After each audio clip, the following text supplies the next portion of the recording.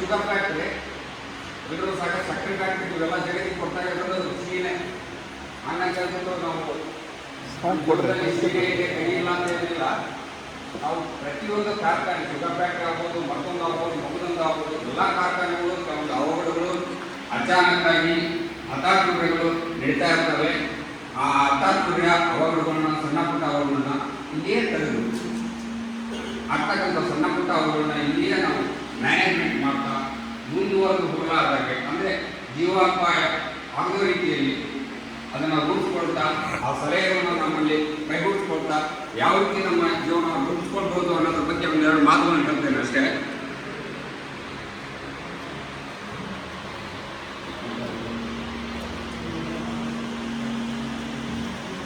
Usual ಆಗಿ ಇದು summer season ಹೌದಲ್ವ, ಬೇಸಿಗೆಗಾಲ. ನಮ್ಮಲ್ಲಿ ಸಕ್ಕರೆ ಜೊತೆಗೆ ಧೂಳು ಭಾಳ ಬರುತ್ತೆ, ಧೂಳು ಭಾಳ ಇರುತ್ತೆ, ಕೀಟು ಕೂಡ ಜಾಸ್ತಿ ಇರುತ್ತೆ. ಧೂಳು ಅಂದ್ರೆ ನನಗೆ ಗೊತ್ತಿರೋ ಮಾಹಿತಿ ಇದೆ, 32 ಮೆಗಾವ್ಯಾಟ್, 4 ಮೆಗಾವ್ಯಾಟ್. ಮತ್ತೆ ಯಾವ ಕಡೆ ಬರುತ್ತೆ? ಯೂಶುವಲಿ ಯಾವ ಕಡೆ ಬರುತ್ತೆ? ಎಲ್ಲ ಕಡೆ ಇದೆ. ಈಟಿಗೆ ಎಕ್ಸ್ಪೋಜರ್ ಆಗಬೇಕು ಯಾರು ಗೊತ್ತಿಲ್ಲ ನನಗೆ. ಐ ಥಿಂಕ್ ವೆಲ್ಡಿಂಗ್ ಮಾಡೋದಿರ್ಬೋದು, ಬಾಯ್ಲರ್ ಕೆಲಸ ಮಾಡೋದಿರುತ್ತೆ. ಈ ಬೇಸಿಗೆ ವಾತಾವರಣದಲ್ಲಿ ಈಟಿಂದ ಆಗುವಂಥ ಅವಘಡಗಳು ಏನು, ಕೆಲವು ಸಣ್ಣ ಪುಟ್ಟ ಅವಘಡಗಳು ಅದು ಯಾವ ರೀತಿ ನಾವು ತಡೆಗಟ್ಟಬಹುದು ಚಿಕ್ಕದೊಡ್ಡ ನಿಂತಲೆ ಅಂತ ಹೇಳ್ಬಿಟ್ಟು ಆ ಸೈನ್ಸ್ ಅನ್ಸಿರ್ತಂತ, ಅಂದ್ರೆ ಸೂಚನೆಗಳು ಯಾವ ರೀತಿ ಇರ್ತವೆ, ಧೂಳಿಂದ ಆಗತಕ್ಕಂಥ ನಮಗೆ ಅವಘಡಗಳು ಏನು, ಈಟಿಂದ ಆಗತಕ್ಕಂಥ ಅವಘಡಗಳು ಏನು, ನಾವು ಯಾವ ರೀತಿ ಕಾಪಾಡ್ಕೊಳ್ಬೇಕು ಅಂತ ಹೇಳಿ ನಾನು ನಿಮಗೆ ತಿಳಿಸ್ಕೊಡ್ತಾ ಹೋಗ್ತೀನಿ. ಧೂಳಿಂದ ಆಗ್ತಕ್ಕಂಥ ಸಣ್ಣ ಪುಟ್ಟ ಅವಘಡಗಳು ಏನು, ನಿಮಗೆ ಆರೋಗ್ಯದಲ್ಲಿ ಏರ್ಪೇರಾಗೋದ್ರಿಂದ ಏನಾಗುತ್ತೆ? ಯೂಶುವಲಿ ಕಾಮನ್ ಆಗಿ ನೀವೇ ಬರ್ತೀರಾ ನಮ್ಮ ಹತ್ರ ರೆಗ್ಯುಲರ್ ಆಗಿ, ಭಾಳ ಧೂಳು ಬರುತ್ತೆ ಸರ್, ಅಲ್ಲಿ ಭಾಳ ಧೂಳು ಬರುತ್ತಾ, ಅದರಿಂದ ಏನೇನಾಗುತ್ತೆ ನಿಮಗೆ? ನೆಗಡಿ, ಹೊಗೆ, ಆತ್ಮ ದೊಡ್ಡ ಬಂದ್ರೆ ದೂರ ಬಂದ್ರೆ ಬಂದು ನೀವು ಆತ್ಮ ಬರೀ ಧೂಳಿಂದನೇ ಬರುತ್ತೆ ಅಂತ ಏನಿಲ್ಲ, ಇದು ಬರುತ್ತೆ. ಅದು ಕ್ರಾನಿಕ್ ಅಂದರೆ ತುಂಬ ವರ್ಷಗಳಿಂದ ನೀವು ಆ ಧೂಳಿಗೆ ನೀವು ಅಡಿಕ್ಟ್ ಆಗ್ತಾ ಇದ್ದೀರಿ, ಅಲ್ಲಿ ಕೆಲಸ ಮಾಡ್ತಾ ಇದ್ದೀರಿ ಅಂತ ಮಾತ್ರ ಆತ್ಮ ಅಂತ ಹೇಳ್ಬೋದು. ಅದ್ರ ಜೊತೆಗೆ ನಿಮಗೆ ಫ್ಯಾಮಿಲಿ ಇಶ್ಯೂ ಕೂಡ ಇರುತ್ತೆ. ಆತ್ಮ ಸಡನ್ ಆಗಿ ಬರೋದಿಲ್ಲ, ನಿಮ್ಮ ವಂಶ ಪರಂಪರೆ ಕೆಲವು ಸರಿ ಇರುತ್ತೆ. ಯೂಶುವಲ್ ಆಗಿ ಬರೋದಂದರೆ ಶೀತ ಕಫಗಟ್ಟುವಿಕೆ. ಆ ಶೀತ ಕಫಗಟ್ಟುವಿಕೆ ಸೈನಸ್ ಮೈಗ್ರೇನ್ ಅಂತ ಏನು ಹೇಳ್ತೀವಿ, ಒಂದು ಅನ್ನದಲ್ಲಿ ಭಾಗ ನೋವು ಅಥವಾ ಕಣ್ಣು ಉಪ್ಪಿನ ಮೇಲೆ ತುಂಬ ನೋವು ಬರುತ್ತೆ ಸರ್. ಕಿವಿ ನೋವುಗಳು ಬರುತ್ತೆ, ಕೆಲವೊಂದು ಸಾರಿ ಕಿವಿ ನೋವು ಕೂಡ ಬರುತ್ತೆ. ಆ ಕಿವಿ ನೋವು ಕುತ್ಕೊಂಡಾಗ ಕೆಲವೊಂದು ಸಾರಿ ಚಕ್ರ ಕೂಡ ಬರುತ್ತೆ.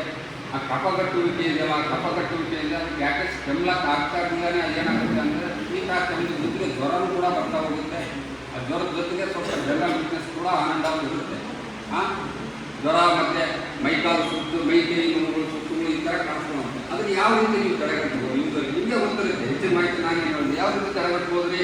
ಜ್ವರನ ಮಕ್ಕಕ್ಕಾಯಿ PPE ಕಿಟ್, ಹೌದಾ? ನಿಮಗೆ ಗೊತ್ತಿರುತ್ತಲ್ಲ PPE ಕಿಟ್. ಮೈ ಕತ್ತಲಾರ್ದಂಗೆ, ತಲೆ ಕತ್ತಲಾರ್ದಂಗೆ ಹೆಲ್ಮೆಟ್ ಯೂಸ್ ಮಾಡೋದು, ಗ್ಲೌಸ್ ಯೂಸ್ ಮಾಡೋದು.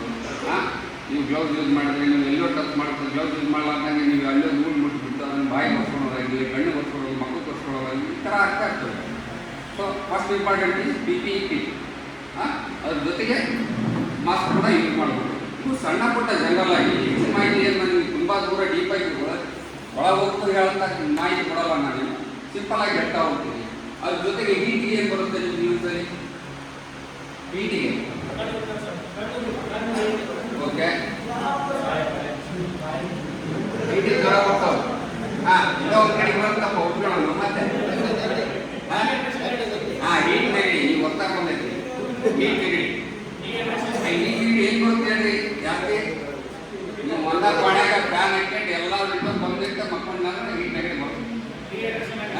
ಯೂಶುವಲಿ ಇದ್ದಲ್ಲಿ ಹೀಟ್ ನೆಗಡಿ ಬಂದ್ರೆ ಬರೋರಿಗೆ ಒಂದಾಗ ಪಾಣ್ಯಾಗ ಎಲ್ಲ ಬಂದ್ ಮಾಡ್ಕೊಂಡು ನೀವು ಗಮನ ಫ್ಯಾನ್ ಮಕ್ಕಳನ್ನ ಅದ ಗಾಳಿಯಲ್ಲಿ ಸುತ್ತಾರದು ಅಂದರೆ ಫ್ರೆಶ್ ಗಾಳಿ ಹೊರಗಡೆ ಬರ್ತಾರೆ. ಅದಕ್ಕೋಸ್ಕರ ಹೀಟ್ ನೆಗಡಿ ಅಂತ ಹೇಳ್ತೀವಿ. ಆ ಹೀಟಿಂದ ಏನಾಗುತ್ತೆ ಅಂದರೆ ಕೆಲವೊಂದು ಥರ ಚರ್ಮ ಕಾಯಿಲೆಗಳು ಬರ್ತವೆ. ಚರ್ಮ ಕಾಯಿಲೆಗಳು ಅದು ನಮ್ಮ ಒಳ ಅಂಗಗಳು, ಪ್ರೈವೇಟ್ ಪಾರ್ಟ್ಸ್ ಅಂತ ಏನು ಹೇಳ್ತೀವಿ, ಗುಪ್ತಾಂಗಗಳು ಅಂತ ಹೇಳ್ತೀವಲ್ಲ, ಅದರಲ್ಲಿ ಕೂಡ ಕೆಲವೊಂದು ಕಡೆ ಹೊರಗಡೆಯಿಂದಲೂ ಕೂಡ ಬರುತ್ತೆ. ಅದರ ಮೇಲ್ಭಾಗದಲ್ಲಿ ಹೀಟಿಂದ. ಮತ್ತು ಅದು ಮುಂದುವರೆದು ಏನು ಬರ್ಬೋದು ಸರ್?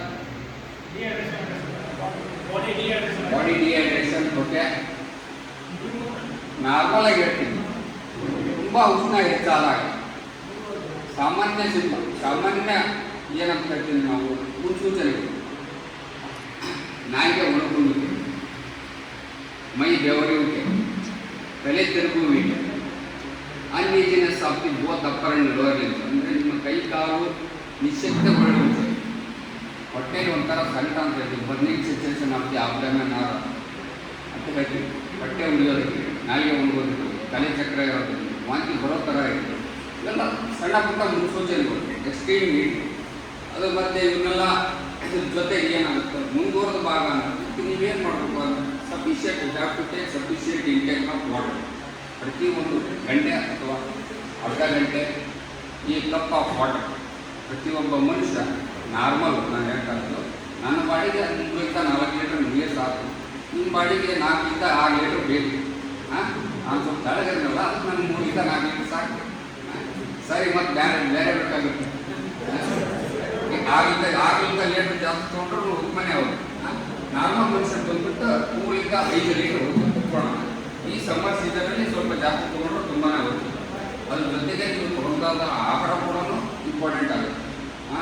ಈ ಸಮ್ಮರ್ ಸೀಸನ್ನಲ್ಲಿ ನಾವು ನೋಡ್ತಕ್ಕಂಥ ಫುಡ್, ಇಂಟೇಕ್ ಆಫ್ ಫುಡ್ ಏನು ಹೇಳ್ತೀವಲ್ಲ, ಸ್ಪೈಸಿ ತಿಂಡಿ, ಮಸಾಲೆ ಪದಾರ್ಥಗಳು, ಹೊರಗಡೆ ತಿಂಡಿಗಳು, ಎಣ್ಣೆ ಪದಾರ್ಥಗಳು, ಇವೆಲ್ಲವನ್ನು ಸ್ವಲ್ಪ ಅವಾಯ್ಡ್ ಮಾಡಬೇಕು. ಮನೆಯಲ್ಲಿ ತಯಾರಿಸ್ತಕ್ಕಂಥ ಆಹಾರಗಳು, ಹೆಚ್ಚು ತರಕಾರಿಗಳು, ಸರಿಯಾದಂಥ ನೀರು, ಡಿಹೈಡ್ರೇಷನ್ ಅಂತ ಏನು ಹೇಳ್ತಿರಲ್ಲ, ORS ಪ್ಯಾಕೆಟ್ ಇರ್ಬೋದು, ಮನೆಯಲ್ಲೇ ಮಾಡಿರ್ಬೋದು. ORS ಪ್ಯಾಕೆಟ್ ಮನೆಯಲ್ಲಿ ನೀವು ಯಾವ ಥರ ಮಾಡ್ಬೋದಪ್ಪ? ಸಾಮಾನ್ಯವಾಗಿ cup of water with a 2 teaspoon of sugar, a little bit of baking soda and a little bit of salt. ಸ್ವಲ್ಪ ಉಪ್ಪು, 2 ಚಮಚ ಸಕ್ಕರೆ, 1/4 ಚಮಚ ಬೇಕಿಂಗ್ ಸೋಡಾ ಪುಡಿ ಅಂತ ಏನು ಹೇಳ್ತೀವಿ, ಮಿಕ್ಸ್ ಮಾಡಿದ್ರೆ ORS. ನೀವು ದಿನ ಬರೋ ಹೊತ್ತಿನಾಗ ಒಂದು ಬಾಟಲ್ ತಗೊಂಬಂದೆ ಅಂದ್ರೆ ಇನ್ನೆಲ್ಲ ತುಂಬ ಆರೋಗ್ಯಕ್ಕೆ ಅನುಕೂಲ ಆಗ್ತವೆ. ನೀವು ಈ ಸಮ್ಮರ್ ಸೀಸನಲ್ಲಿ ಹೀಟ್ ರ್ಯಾಷಸ್ ಅಂತ ಹೇಳಿ ಬರುತ್ತೆ. Red rashes, impair sweating and decrease effectiveness of sweating, heat cramp. ಅದ್ರ ಜೊತೆಗೆ ಏನು ಬರುತ್ತೆ? ಅಲರ್ಜಿಕ್ ಚರ್ಮ ಕಾಯಿಲೆಗಳು. ಅದ್ರ ಜೊತೆಗೆ ಏನಾಗುತ್ತೆ? ಎಕ್ಸಸ್ ಆಫ್ ಹೀಟಿಗೆ ನಾವು ಎಕ್ಸ್ಪೋಸ್ ಆಗೋದ್ರಿಂದ ಈ ಮಾಂಸ ಸೆಳೆತಗಳು ಕೂಡ ಬರುತ್ತೆ ಕೆಲವೊಂದು ಸಾರಿ. ಮಾಂಸದ ಸೆಳೆತಗಳು, ಆಮೇಲೆ ಹೊಟ್ಟೆಯಲ್ಲಿ ಒಂಥರ ತಳಮಳ ಆಗ್ತಾ ಇರೋಂಥದ್ದು. ಹೊಟ್ಟೆ ನನಗೆ ಬಿಗಿ ಹಿಡಿತಾ ಇದೆ ಸರ್, ನನಗೆ ಹೊಟ್ಟೆ ಬಿಗಿ ಹಿಡಿಯುತ್ತೆ, ಆವಾಗ 5 ನಿಮಿಷಕ್ಕೊಮ್ಮೆ ಹೊಟ್ಟೆ ನೋವು ಬರುತ್ತೆ ಹೋಗುತ್ತೆ ಅಂತ ಹೇಳ್ತಾ ಇರ್ತಾರೆ. ಇದು ಸಿವಿಯರಿಟಿ ಅಂತ. ಇದು ನಾರ್ಮಲ್ ಆಗಿ ಸಣ್ಣ ಪುಟ್ಟ ಸೂಚನೆಗಳು. ತುಂಬ ಎಕ್ಸಸ್ ಆಫ್ ಹೀಟ್ ಆದಾಗ ಏನಾಗುತ್ತೆ ಅಂತಂದ್ರೆ, ಎಕ್ಸಸ್ ಆಫ್ ಹೀಟ್ ಆದಾಗ ಏನಾಗುತ್ತೆ, ಇದು ಸಿಂಪ್ಟಮ್ಸ್ ಯಾವ ರೀತಿ ಇರ್ತವೆ? ಈಗ ನಾವು ಕೆಲಸ ಮಾಡ್ತಿರ್ತೀವ, ನಮ್ಮ ಜೊತೆ ಕೆಲಸ ಮಾಡೋರು ತುಂಬ ಒಳಗಡೆ ದೀಪವಾಗಿ ಏನಾದರೂ ಒಂದು ತುಂಬ ಹೀಟಿರೋ ಜಾಗದಲ್ಲಿ ಕೆಲಸ ಮಾಡ್ತಾ ಇರ್ತಾರೆ. ಅವ್ರಿಗೆ ನಾವು ಯಾವ ರೀತಿ ಬಟ್ಟೆಗಳನ್ನು ಹೊಲಿಸೋದಾಗಿರ್ಬೋದು, ಅಂದರೆ ಈ ಸಮ್ಮರ್ ಸೀಸನ್ನಲ್ಲಿ ತೆಳುವಾದಂಥ ಅಂಗಿಗಳು, ಸ್ವಲ್ಪ ಗಾಳಿ ಆಗ್ತಕ್ಕಂಥ ಇದನ್ನು ಯೂಸ್ ಮಾಡೋದು, ಬಟ್ಟೆಗಳು ಯೂಸ್ ಮಾಡೋದು. ಆದಷ್ಟು ನೀವು ಒಂದು ಅವರ್ ಕೆಲಸ ಮಾಡಿದಂದರೆ ಒಂದು 10 ನಿಮಿಷ ಹೊರಗಡೆ ಬಂದುಬಿಟ್ಟು ಗಾಳಿ, ಫ್ರೆಶ್ ಗಾಳಿ ತಗೋತಾ ಇರೋದು. ಈ ಥರ ನೀವು ಅಲ್ಟರ್ನೇಟಿವ್ ಏನಾದರೂ ಒಂದು ಹುಡುಕ್ತಾ ಬಂದರೆ ನೀವು ಅದರಿಂದ ಆಗ್ಬೋದಂಥ ಎಕ್ಸಸ್ ಆಫ್ ಹೀಟಿಂದ ಆಗ್ಬೋದಂಥ ಅನಾನುಕೂಲಗಳನ್ನ ತಪ್ಪಿಸ್ಬೋದಾಗಿದೆ. ಇದ್ರ ಜೊತೆಗೆ ನಿಮ್ಗೆ ಏನಾಗುತ್ತೆ? ಡಿಸಿನೆಸ್ಸು, ಕನ್ಫ್ಯೂಷನ್ನು, ನಾಸಿಯಾ ಇವೆಲ್ಲ ಇರುತ್ತೆ ಬಿಡಿ ಕಾಮನ್ ಆಗಿ. ಕೈಕಾಲು ಇವನ್ನ ಈ ರೀತಿ ನೀವು ಏನು ಮಾಡ್ಬೋದು? ಅದು ಇದೆ ಹೀಟ್ ಸ್ಟ್ರೋಕ್ ಅಂತ ಹೇಳಿ ಬರುತ್ತೆ. ನೀವು ತುಂಬ ಬಾಯ್ಲರ್ ಒಳಗಡೆ ಯಾರು ಕೆಲಸ ಮಾಡ್ತೀರೋ ತುಂಬ ಹೊತ್ತು, ಅವ್ರಿಗೆ ಮಾತ್ರ ಬರೋದು ಅದು ಹೀಟ್ ಸ್ಟ್ರೋಕು. ತುಂಬ ಹೊತ್ತು ಕಂಟಿನ್ಯೂ ಕೆಲಸ ಮಾಡೋದಿಲ್ಲ. ನಾರ್ಮಲ್ ಆಗಿ ಅಂದರೆ ಈ ಬೇಸಿಗೆ ಕಾಲದಲ್ಲಿ ಬರೋದಂದರೆ ಸ್ವಲ್ಪ ನಾಲಿಗೆ ನೋವುವಿಕೆ, ತಲೆ ಚಕ್ರುವಿಕೆ, ಹೊಟ್ಟೆ ನೋವು, ಕೈಕಾಲು ಸೆಳೆತ ಈ ರೀತಿ ಇದ್ದಾಗ ಏನು ಮಾಡಬೇಕಾಗುತ್ತೆ? ಅದು ಇಂಡಿಕೇಷನ್. ಅಂದರೆ ನೀವು ನೀರಿನಂಶ ಕಡಿಮೆ ಆಗ್ತಾಯಿದೆ ನಿಮ್ಮ ದೇಹದಲ್ಲಿ. ಸ್ವಲ್ಪ ಅಂದರೆ ನೀವು ಆಯುರ್ವೇದದಿಂದ ಆವಾಗ ಸ್ವಲ್ಪ ನೀರು ತಗೋಬೇಕು, ರಿಹೈಡ್ರೇಟ್ ಆಗಬೇಕು. ಸ್ವಲ್ಪ ನಾವು ನಾರ್ಮಲ್ ಆಗಿ ನೆರಳಿರೋ ಜಾಗಕ್ಕೆ ಬರಬೇಕಾಗುತ್ತೆ, ಅಥವಾ ಫ್ರೆಶ್ ಗಾಳಿ ಆಗುತ್ತಾ ಇಂಥ ತಂಪಾದ ಗಾಳಿಯನ್ನು ಸ್ವೀಕರಿಸಿದಂಥ ಸ್ವಚ್ಛತೆ ಆದಂಥ ಗಾಳಿಯನ್ನು ಸ್ವೀಕರಣೆ ಮಾಡಿದ್ರೆ ಇದರಿಂದ ಆಗುವಂಥ ಅನಾಹುತಗಳ ತಪ್ಪಿಸ್ಬೋದು.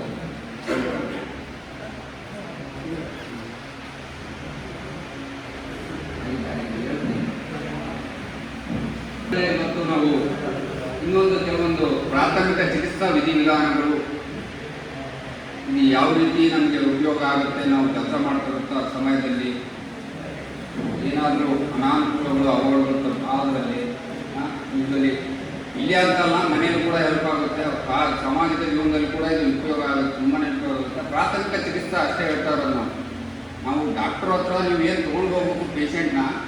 ಇಲ್ಲಿ ಏನೋ ಒಂದು ಹಾವು ಕಡಿತು, ತೋಳು ಕಡಿತು, ಇಲ್ಲಿಂದ ನೀವು ಡಾಕ್ಟ್ರ್ ಹತ್ರ ಮುಗಿಸೋ ಮಟ್ಟ ಅಷ್ಟೇ ನಾವು ಚಿಕಿತ್ಸೆ ಕೊಡೋ ರೀತಿ ಹೇಳ್ತೇವೆ ಹೊರತು ನೀವೇ ಡಾಕ್ಟ್ರ್ ಹೋಗೋ ಲೆವೆಲಿಗೆ ಚಿಕಿತ್ಸೆ ಮಾಡೋಕ್ಕಾಗಲ್ಲ. ಅದಕ್ಕೋಸ್ಕರ ಆ ಪ್ರಾಥಮಿಕ ಚಿಕಿತ್ಸಾ ವಿಧಾನಗಳು ಯಾವ ರೀತಿ ಮಾಡ್ಬೋದು. ಯೂಶ್ವಲಿ ನಮ್ಮ ಇಂಡಸ್ಟ್ರಿಯಲ್ಲಿ ಏನಾದರೂ ಹಾವು ಅಥವಾ ತೋಳು ಕಡಿದಾಗ ನೀವು ಮಾಡಬೇಕಾದಂಥ ಪ್ರಾಥಮಿಕ ಚಿಕಿತ್ಸಾ ವಿಧಾನಗಳನ್ನು ನಾನು ಕೆಲವೊಂದು ಹೇಳ್ತಾ ಹೋಗ್ತೇನೆ. ಯೂಶ್ವಲಿ ನಮ್ಮಲ್ಲಿ ಕಾಣ್ಕೊಳ್ಳೋದಂದರೆ ಈ ಸ್ಪೈಡರ್ ಅಂದರೆ ಜೇಡ್ರ ಅಂತ ಹೇಳ್ತೀವಿ. ಜೇಡ ಇರ್ಬೋದು, ಹಾವು ಇರ್ಬೋದು, ಕೇಳಿರ್ಬೋದು, ಕೆಲವೊಂದು ಸೆಂಟಿಪೈಡ್ಸ್ ಜೆರಿ ಅಂತ ಹೇಳ್ತೀವಿ. ಜೆರಿ, ಜೇನುಹುಳುಗಳು, ಹೆಜ್ಜೇನುಹುಳುಗಳು, ಈ ರೀತಿ ಇವನ್ನೆಲ್ಲ ಕಡಿದಾಗ ಏನು ಮಾಡ್ಬೋದು ಅಂತೇಳಿ ನಾನು ನಿಮಗೆ ಒಂದೊಂದಾಗಿ ಹೇಳ್ತಾ ಹೋಗ್ತೀನಿ.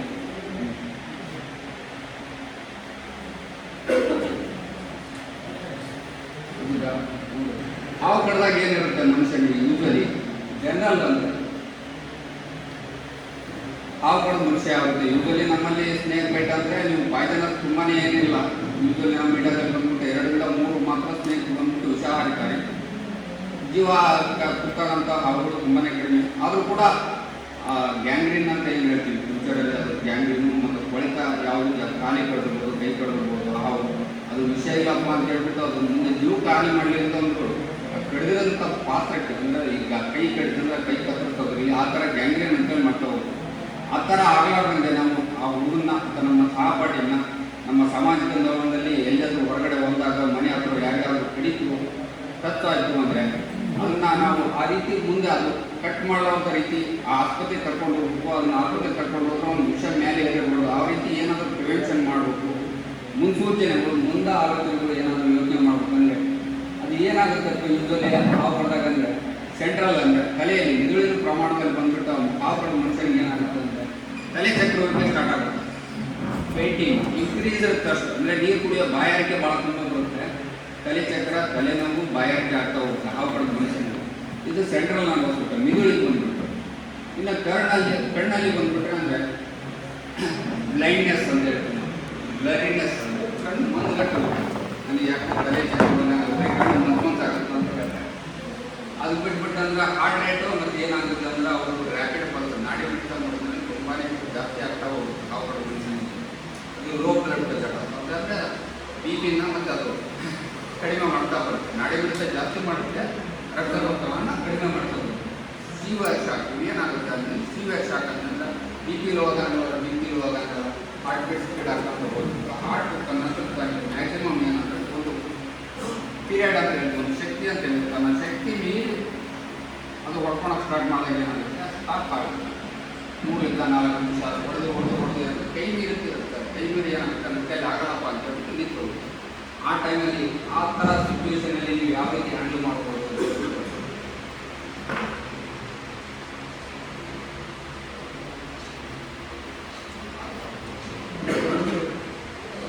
ಜನರಲಿ ಏನಾಗುತ್ತಪ್ಪ ಅಂತಂದರೆ ಯಾರಾದರೂ ಎಕ್ಸಾಂಪಲ್ ಕೊಟ್ಟು, ಉದಾಹರಣೆಗೆ ಈಗ ಕಾಲಿಗೆ ಕಚ್ಚಿರೋದು ಹಾವು ಹೌದಾ, ಮೊದಲನೇ ಪಿಕ್ಚರ್. ಉದಾಹರಣೆಗೆ ಹಾವು ಕೊಟ್ಟಿರೋದು ಕಾಲಿಗೆ. ಅವೇ ಪ್ರತಿ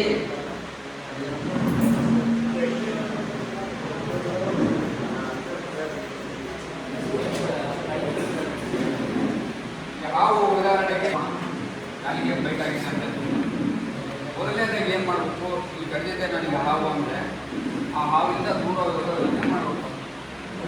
ಹಾವಿಂದ ದೂರ ಸರಿಯೋ ಚಿಂತನೆ ಮಾಡಬೇಕು. ಯಾವುದೇ ಕಾರಣಕ್ಕೂ ಅದನ್ನು ಹಾಕ್ಕೊಂಡು ಮಾಡೋದು ಬೇಡ, ದೂರ ಸರಿ ಯೋಚನೆ ಮಾಡೋಣ ಫಸ್ಟ್. ತದನಂತರ ಏನು ಮಾಡೋದು ಅಂತ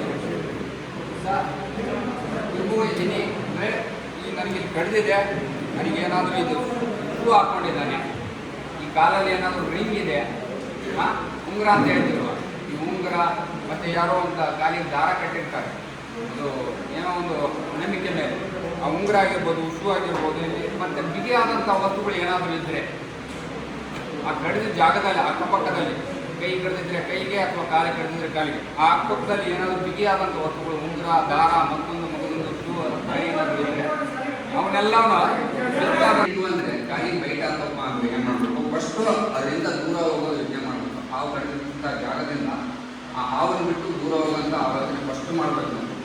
ಅದನ್ನು ಬಿಟ್ಬಿಟ್ಟು ನಾವು ಬಡಿತೀನಿ ಅಂತೇಳಿ ಯೋಚನೆ ಮಾಡಬೇಕು. ಯಾಕಂದರೆ ವಿಷ ಮೈ ಮೇಲೆ ಏರ್ತಾ ಹೋಗುತ್ತೆ. ಯಾವುದೇ ಕಾರಣಕ್ಕೂ ಆ ತಪ್ಪನ್ನು ಮಾಡೋ ಹಾಗಿಲ್ಲ. ಅದನ್ನು ಬಿಟ್ಬಿಟ್ಟು ದೂರ ಥರ ಯೋಚನೆ ಮಾಡಬೇಕು ಫಸ್ಟ್. ತದನಂತರ ಏನು ಮಾಡ್ತಾರೆ ಅಂದರೆ ನೀವು ಕಡದ ಜಾಗದಲ್ಲಿ ಅಥವಾ ಕಾಲು ಕೈಯೋ ಕಾಲಲ್ಲಿ ನೀವು ಶೂ ಹಾಕಿದ್ದೀರೋ ಚಪ್ಪಲಿ ಹಾಕಿದ್ದೀರೋ ಟೈಟ್ ಅಂದು ದಾರ ಹಾಕಿದ್ದೀರೋ ಮೇಲೆ ಅಥವಾ ಕೆಳಗಡೆ ಅಂದರೆ ಟೈಟ್ ಆಗಬಾರ್ದು. ಆ ಕಾಲಿಗೆ ಕಟ್ಟಿದ್ರೆ ಕಾಲು, ಕೈ ಕಟ್ಟಿದ್ರೆ ಕೈ, ಅವನ್ನೆಲ್ಲ ಸ್ವಲ್ಪ ಫ್ರೀ ಮಾಡ್ಕೋಬೇಕು. ಅದನ್ನು ಯಾವುದೇ ಕಾರಣಕ್ಕೂ ಮೂರನೇದಾಗಿ ಸ್ವಲ್ಪ ಸೋಪ್ ವಾಟರ್ ಅಂತ ಹೇಳ್ತೀವಿ. ನಾರ್ಮಲ್ ವಾಟರ್ ಆಗಿರ್ಬೋದು, ಸೋಪ್ ಇದ್ದರೆ ಸೋಪ್ ಯೂಸ್ ಮಾಡಿ ನಾರ್ಮಲ್ ವಾಟರ್ನ ವಾಶ್ ಮಾಡಬೇಕಾಗುತ್ತೆ. ಯಾವುದೇ ಕಾರಣಕ್ಕೂ ಕೈಯಿಂದ ಅಲ್ಲ. ನೀವು ಕಾಟನ್ ಇದ್ದರೆ ಕಾಟನ್ನು, ಇಲ್ಲಾಂದರೆ ಟ್ಯಾಪ್ ವಾಟರ್ ಹಾಗೆ ಬಿಟ್ಟು ವಾಶ್ ಕೂಡ ಮಾಡ್ಬೋದು. ವಿತ್ ಸೋಪ್ ಹಾಕಿಬಿಟ್ಟು ತೊಳಿಬೇಕಾಗುತ್ತೆ. ಅದನ್ನು ನಾಲ್ಕನೇದಾಗಿ ಏನು ಮಾಡ್ತಾರೆ ನೀವು ಅಂದರೆ ಅದನ್ನು ಯಾವುದೇ ಕಾರಣಕ್ಕೂ ಖಾಲಿ ಕಟ್ಟಿದೆ ಅಂದರೆ ಉದಾಹರಣೆ ಇದು ಮೇಲೆ ಬರುವಾಗಿಲ್ಲ. ಖಾಲಿ ಕಟ್ಟಿದೆ ಏನಿದೆ ಉದಯ ಇದೆಯಲ್ಲ, ಕಡಿದಿರ್ತಕ್ಕಂಥ ಜಾಗ ಉದಯದಿಂದ ಮೇಲೆ ಭಾಗದಲ್ಲಿ ಬರುವಾಗಿಲ್ಲ.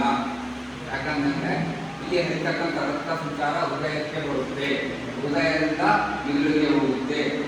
ವಿಷ ಇಲ್ಲಿಂದ ಮೇಲೆ ಭಾಗ ಬರ್ತಾ ಇದ್ದೀವಿ ನಾವು. ಆದ ಕಾರಣ ಯಾವುದೇ ಕಾರಣಕ್ಕೂ ಖಾಲಿ ಕಟ್ಟಿದೆ ಅಂದರೆ ಕೆಳಗಡೆ ಬರೋ ಯೋಚನೆ ಇರಬೇಕು, ಮೇಲ್ಭಾಗಡೆ ಬರಬಾರ್ದು. ಕೆಳಗಡೆ ಬರೋ ಯೋಚನೆ ಮಾಡಿ. ಆದಷ್ಟು ಕೆಳಭಾಗದಲ್ಲಿ ಕೆಳಭಾಗದಲ್ಲಿ ಇರ್ತಾ ಇಲ್ಲ ಅಂದರೆ ನಾರ್ಮಲ್ ಆಗಿ ಇಷ್ಟೇ ಇರುತ್ತೆ. ತದನಂತರ ಇದನ್ನು ಮೂವ್ಮೆಂಟ್ ಮಾಡೋಂಗಿಲ್ಲ. ಸೋಪ್ ಹಾಕಿ ತೊಳೆದ್ವಿ, ಕ್ಲೀನ್ ಮಾಡಿದ್ರೆ ಓಕೆ, ಮೂವ್ಮೆಂಟ್ ಮಾಡೋಂಗಿಲ್ಲ. ಅದನ್ನು ಮತ್ತೆ ಬಾಯಿಂದ ಸೆಟ್ ಮಾಡ್ಕೊಡೋ ಹಾಗೆ ಮಾಡೋಂಗಿಲ್ಲ.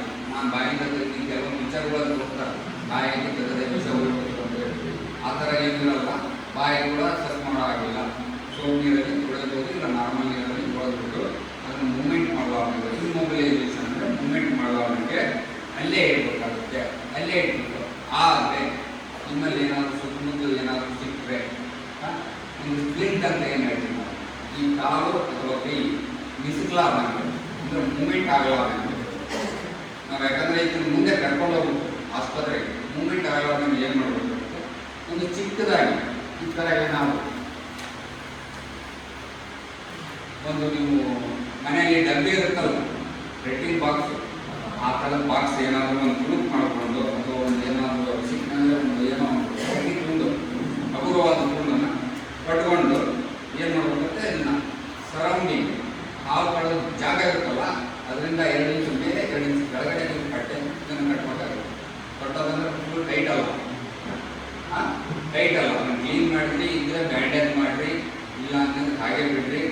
ಏನಾದರೂ ಸ್ವಲ್ಪ ಕಾಟನ್ ಇಟ್ಬಿಟ್ಟು ಅದನ್ನು ಬ್ಯಾಂಡೇಜ್ ಮಾಡಬೇಕಾಗುತ್ತೆ. ಏನು ಯಾವ ರೀತಿ ಅಂತಂದ್ರೆ ಹಾವುಗಳದ್ದು 2 ಇಂಚು ಮೇಲೆ ಅಥವಾ 2 ಇಂಚು ಕೆಳಗೆ ಆ ಜಾಗದಿಂದ ಮೂವ್ಮೆಂಟ್ ಆಗುವಾಗ ಕಾಲು ಮೂವ್ಮೆಂಟ್ ಆಗುವಾಗಂಗೆ ಅದನ್ನು ಸ್ಪ್ಲಿಂಟ್ ಯೂಸ್ ಮಾಡಬೇಕಾಗುತ್ತೆ. ಒಂದು ರೆಟ್ಟಿಂಗೋ ಅಥವಾ ಒಂದು ಕಟ್ಟಿಗೆದೋ ಏನು ಸಿಗುತ್ತೆ ನಮಗೆ ಅವಸರ ಅದನ್ನು ತೊಗೊಂಡ್ಬಿಟ್ಟು ನಾರ್ಮಲ್ ಆಗಿ ಒಂದು ಸಣ್ಣದಾಗಿ ತೀರಾ ಟೈಟ್ ಕೂಡ ಕಟ್ಟಂಗಿಲ್ಲ. ಕೆಲವೊಬ್ಬರು ಏನು ಮಾಡ್ತಾರೆ ಬಿಗಿಯಾಗಿ ಕಟ್ತಾರೆ.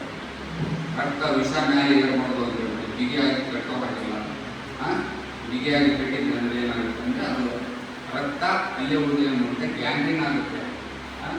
ಸಣ್ಣ ಪುಟ್ಟ ವೆಜಲ್ಸಲ್ಲಿ ರಕ್ತ ಮಂದುಗಟ್ಟಿಯಾಗಿ ಏನಾಗುತ್ತೆ, ಗ್ಯಾಂಗ್ರೀನ್ ಆಗಿಬಿಟ್ಟು ಕಾಲು ಕಡೆಯಲ್ಲಿ ಬರುತ್ತೆ. ಆ ಥರ ಏನು ತಪ್ಪು ಮಾಡೋದಿಲ್ಲ. ಮೂವ್ಮೆಂಟ್ ಆಗಲಾರ್ದಂಗೆ ಒಂದು ಸ್ಪ್ರಿಂಟ್ ಯೂಸ್ ಮಾಡಿಬಿಟ್ಟು ಒಂದು ಏನೋ ಒಂದು ವಸ್ತುವನ್ನು ಕೆಳಗಡೆ ಭಾಗದಲ್ಲಿ ಇಟ್ಟು ಹಾವುಗಳ ಜಾಗದಿಂದ 2 ಇಂಚು ಮೇಲೆ 2 ಇಂಚಿಗೆ ಕೆಳಗಡೆ ಕಟ್ಟಿಬಿಟ್ಟು ಹಗುರವಾಗಿ ತೀರಾ ಬಿಗಿನೋ ಅಲ್ಲ ತೀರಾ ಲೂಸು ಆ ಥರ ಕಟ್ಟಿಬಿಟ್ಟು ಇದನ್ನು ಮೂವ್ಮೆಂಟ್ ಮಾಡುವಾಗಂತೆ ಇದು ಸರ್ ಅಮೌಂಟು ಇಲ್ಲಿದ್ದಪ್ಪ ಅಂತಂದರೆ ನಮ್ಮ ಹತ್ರ ಬರ್ಬೋದಾಗುತ್ತೆ. ಇಲ್ಲ ನಿನಗೆ ಅಷ್ಟು ನಾನು ಮೀಟಿಂಗ್ನಾಗ ಇರ್ತೀನಿ ಹತ್ತಿರದಲ್ಲಿ ಯಾವ ಆಸ್ಪತ್ರೆ ಅಂತ ಹೇಳೋದು. ಅದ್ರ ಜೊತೆಗೆ ಹೆದರಬೇಡ, ಯಾವುದೇ ಕಾರಣಕ್ಕೂ ಹೆದರ್ಬೇಡಪ್ಪ, ನಿನಗೇನು ಆಗಿಲ್ಲ, ವಿಷ ಆಗಿಲ್ಲ, ನಿನಗೇನಾಗಿಲ್ಲ, ಆ ಥರ ಏನಾದರೂ ಅಸೂರೆನ್ಸ್ ಕೊಡ್ಕೊಂತ ಕರ್ಕೊಂಡು ಹೋಗ್ಬೇಕು. ಆದರೆ ಅವ್ರು ಏನಾದರೂ ಎದೆ ಬಡಿತ ಸ್ಪೀಡ್ ಆಗ್ತಾ ಇದೆ ಅಂದರೆ ನೀವು ಸ್ವಲ್ಪ ಫ್ರೆಶ್ ಗಾಳಿ ನಾನು ಹೇಳ್ತಿರೋದು ಆ ಶರ್ಟ್ ಬಿಡಿಸೋದಿರ್ಬೋದು, ಅದನ್ನ ಹೇಳೋದು ಕೊಡಲ್ಲ. ಸಿಕ್ ಆಫ್ ವಾಟರ್ ನೋ ಪ್ರಾಬ್ಲಮ್. ಹನಿ ಕುಡಿ, ತೊಂದರೆ ಏನಿಲ್ಲ. ಕಾನ್ಸಿಯಸ್ ಇದ್ದರೆ ಕುಡಿ, ಯಾಕಂದ್ರೆ ಆ ಥರ ಕಷ್ಟ ಆಗುತ್ತೆ. ಅವನಿಗೆ ಕೇಳ್ತಾನೆ, ನಾಲಿಗೆ ಒಣಗ್ತಾ ಇದೆ, ಹೇಳ್ತಾ ಇರ್ತಾನೆ, ಕುಡಿ, ತೊಂದರೆ ಏನಿಲ್ಲ, ಕೊಡ್ಬೋದು. ಮತ್ತೆ ಬೇರೆ ಏನಾದ್ರು ಇದೆಯಾ? ಹೆಸರ ಇದ್ದರೆ ಕೊಡಿ, ಹೆಸರ ಇದ್ದರೆ ಮಾತ್ರ. ಅಂಥದ್ದು ಏನು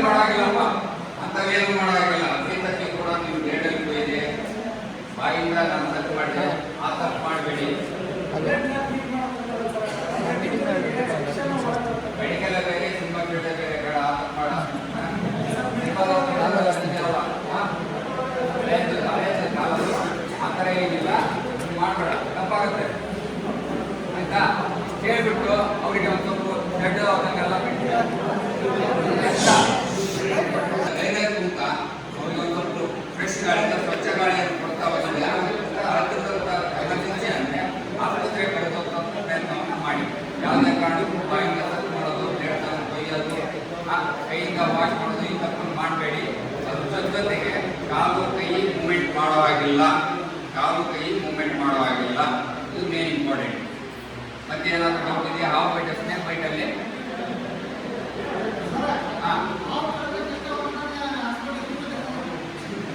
ಡಿಪೆಂಡ್ ಅಪಾನ್ ಏನಮ್ಮ ಅದು ವಿಷಯ ಹೆಂಗಿರುತ್ತೆ ನೋಡು. ಆಮೇಲೆ ಈಗ ಕಟ್ಟಾವು ಅಂತಾರ, ಅದಕ್ಕೆ ಟೈಮಿಂಗ್ ಭಾಳ ಇರೋದಿಲ್ಲ.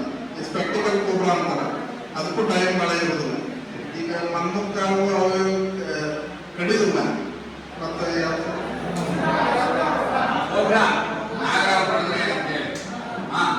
ಅದು ಕೆಲವೊಂದು ಇಮ್ಯುನಿಟಿ ಪವರ್ ಅಂತ ನಮ್ಮ ಆಂತರಿಕ ಶಕ್ತಿಯಿಂದನೂ ಇರುತ್ತೆ. ಅದು ಎಷ್ಟು ವಿಷಯ ಬಿಟ್ಟಿದೆ ನಮ್ಮ ದೇಹದಲ್ಲಿ ಅನ್ನೋದ್ರ ಮೇಲೆ ಡಿಪೆಂಡ್ ಇರುತ್ತೆ. ಯೂಶ್ವಲಿ ನಮ್ಮಲ್ಲಿ ಬಂದ್ಬಿಟ್ಟು 15 ರಿಂದ 20 ನಿಮಿಷ ಟೈಮ್ ತಗೋಬೋದು. ನಾವು ಅಷ್ಟೊಳಗೆ ಸೇರ್ತೀವಿ, ಆಲ್ಮೋಸ್ಟ್ ಆಸ್ಪತ್ರೆ ರೀಚ್ ಆಗ್ತೀವಿ ನಾವು. ಯಾಕಂದರೆ ಅಷ್ಟು ಹತ್ತಿರದಲ್ಲಿ ಆಸ್ಪತ್ರೆಗಳು ಇದ್ದಾವೆ ನಮ್ಮಲ್ಲಿ.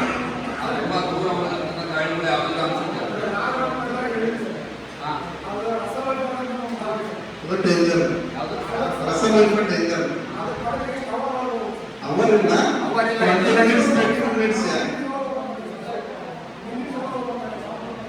ಮಿನಿಟ್ಸ್ ಒಳಗೆ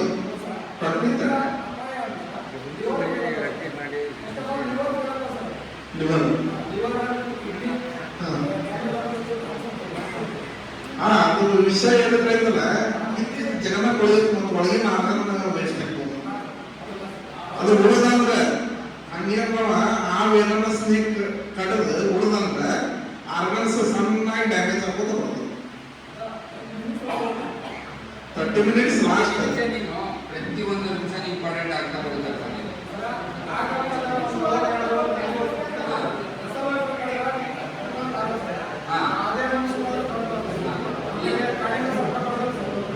ಈಗ ಯಾವುದೇ ಆದಂಥ ಕಚೇರಿಯಲ್ಲಿ ನಾನು ಮುಂದೆ ಅಂತ ಹೇಳ್ತಾ ಇಲ್ಲ, ಯಾವುದೇ ವಿಷಯಕಾರಿ ಕಚೇರಿಯಲ್ಲಿ ನಾವು ಸರಿಯಾದ ಸಮಯದಲ್ಲಿ ಅವನ ಆರೋಗ್ಯ ಕೇಂದ್ರಕ್ಕೆ ಸೇರಿಸೋದು ಆಗಲಿಲ್ಲಪ್ಪ ಅಂದರೆ ಆ ದೇಹದಲ್ಲಿ ಏನು ಚೇಂಜಸ್ ಆಗ್ತದೆ, ಮನುಷ್ಯನ ದೇಹದಲ್ಲಿ ಬದುಕುಳಿತಾನೆ. ಆ ವಿಷಯ ಎಷ್ಟರ ಮಟ್ಟಿಗೆ ಏನಿದೆ ಅನ್ನೋದ್ರ ಮೇಲೆ ಒಂದೊಂದೇ ಪಾರ್ಟ್ ಒಂದೊಂದು ಅಂಗಾಂಗಗಳು ವೈಫಲ್ಯತೆಯನ್ನು ಕಳ್ಕೊತಾ ಹೋಗುತ್ತೆ. ನಾವು ಸರಿಯಾದ ಸಮಯಕ್ಕೆ ಅವ್ರನ್ನ ಆರೋಗ್ಯದ ಜನ ದವಾಖಾನೆ ಸೇರಿಸಲಿಲ್ಲ ಅಂದರೆ, ಆಸ್ಪತ್ರೆ ಜಾಯಿನ್ ಮಾಡಲಿಲ್ಲ ಅಂದರೆ, ನಾವು ತಡವಾಯಿತು ಅಂದರೆ, ಈಗ ಒಂದು ವಿಷಕಾರಿ ಅವ್ರು ಕಳಿಸಿದೆ ಅಂದರೆ ನಾವು 15-20 ನಿಮಿಷ ಹೋಗಲಿಲ್ಲಪ್ಪ ಅಂತಂದ್ರೆ ಅದೇನಾಗುತ್ತೆ, ಆ ವಿಷ ಮೇಲೆ ಇರುತ್ತೆ ಏನಾಗುತ್ತೆ, ನಾವು ಎಷ್ಟೇ ಪ್ರಯತ್ನ ಮಾಡಿದ್ರು ಕೂಡ ಕೆಲವೊಂದು ಅಂಗಾಂಗಗಳ ವೈಫಲ್ಯತೆ ಕಂಡು ಬರ್ತಾನೆ ಹೋಗುತ್ತೆ. ಅದು ಕಾಲಕ್ರಮೇಣ ಏನಾಗುತ್ತೆ, ಅದು ಅಂಗಾಂಗಗಳ ವೈಫಲ್ಯತೆಯಿಂದ ಸಾವನ್ನಪ್ಪು ಕೂಡ ಚಾನ್ಸಸ್ ಇರುತ್ತೆ. ಆದರೆ ನಮ್ಮ ದೇಶದಲ್ಲಿ ಅಂಥ ವಿಷಕಾರಿ ಹಾವುಗಳು ಸಾಮಾನ್ಯವಾಗಿ ಕಾಣಿಸಿಗೋದಿಲ್ಲ. ಸಿಗೋದೇ ಒಂದು 2-3 ಇದಾವೆ. ಒಬ್ರ ಇನ್ನೊಂದು ಯಾವ್ದು ಇರಲ್ಲ, ಆ ಥರ ಹಾವುಗಳು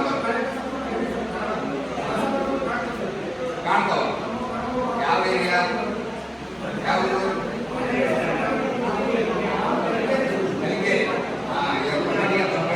ಅದು ಒಳ್ಳೆಯದು. ಆದರೂ ಏನಿದೆಯಲ್ಲ ಆದಷ್ಟು ಎಷ್ಟಾಗುತ್ತೆ ಅಷ್ಟೇ ಕಡಿಮೆ ಸಮಯದಲ್ಲಿ ಆಸ್ಪತ್ರೆ ಸೇರಿಸ ಪ್ರಯತ್ನ ಮಾಡಿ.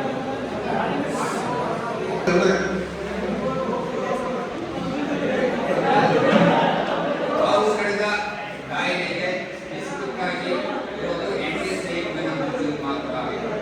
ಯಾವುದೇ ಆಯುರ್ವೇದಿಕ್ ಅಥವಾ ಹೋಮಿಯೋಪತಿ ಮತ್ತೊಂದು ಅಂತ ಏನಿಲ್ಲ. ಆಂಟಿಸೈಡ್ ಆಂಟಿಡೋಟ್ ಅಂತ ಹೇಳಿದೆ. ಆ ಇಂಜೆಕ್ಷನ್ ಕೊಟ್ಟಾಗ ಮಾತ್ರ ಆ ಜೀವಾಪಾಯದಿಂದ ಪಾರಾಗಲು ಸಾಧ್ಯ. ಅಲ್ಲಿ ಮಾತ್ರ ಹಾಕ್ತಾರೆ, ಇಲ್ಲಿ ಮಾತ್ರ ಹಾಕ್ತಾರೆ ಅಂತ ಅವ್ರ ಮಂತ್ರ ಕೇಳಿದ್ರೆ ನೀವು ದುಃಖಿಸ್ಬೋದು. ಇಮಿಡಿಯೇಟ್ ಕ್ಲಾಟ್ ಆಗುತ್ತೆ. ಈಗ ಹಾಲು ಕಟ್ಟಿದ ತಕ್ಷಣ ನಮಗೆ ಹಾರ್ಟ್ ಅಟ್ಯಾಕ್ ಆಗಿತ್ತು. ಎದಕ್ಕಾಗಿತ್ತು ಅಂದರೆ ನಮ್ಮ ಬ್ಲಡ್ ಸಪ್ಲೈ ಹಾರ್ಟಿಗೆ ಆಗೋದಿಲ್ಲ, ಬ್ರೈನಿಗೆ ಆಗೋದಿಲ್ಲ. ಇಮಿಡಿಯೇಟ್ ಕ್ಲಾಟ್ ಹಾಕೋತಾ ಇಮಿಡಿಯೇಟ್ ನಮ್ಗೆ ಹಾರ್ಟಿನ ಪ್ರಾಬ್ಲಮ್ ಆಗುತ್ತೆ, ಬ್ರೈನಿಗೆ ಬ್ಲಡ್ ಸಪ್ಲೈ ಆಗುತ್ತೆ. ಹೀಗಾಗಿ ಪೇಷಂಟ್ ಇರುತ್ತೆ. ಆರೋಗ್ಯ ಕಾಪಾಡ್ದಂಗೆ ಆಗೋದಿಲ್ಲ. ಯಾವುದೇ ಕಾರಣಕ್ಕೂ ಆ ತಪ್ಪನ್ನು ಮಾಡಬೇಡಿ. ಹತ್ತಿರದ ಆರೋಗ್ಯ ಕೇಂದ್ರಕ್ಕೆ ಕರ್ಕೊಂಡು ಹೋಗಿ ಅವ್ರು ಒಂದು ಆ್ಯಂಟಿಡೋಟ್ ಅಂತ ಹೇಳ್ಕೊಡ್ತಾರೆ, ಅದನ್ನು ಕೊಡ್ಸೋದು ತುಂಬಾ ಉತ್ತಮ. ಅಂದರೆ ಜೀವ ಉಳಿಸೋದು ಕೆಲಸ ಆಗುತ್ತೆ. ಆಯ್ತಾ?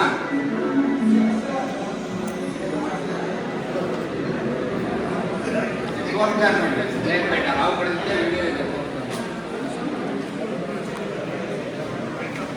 ಹೋಗ್ಲಿ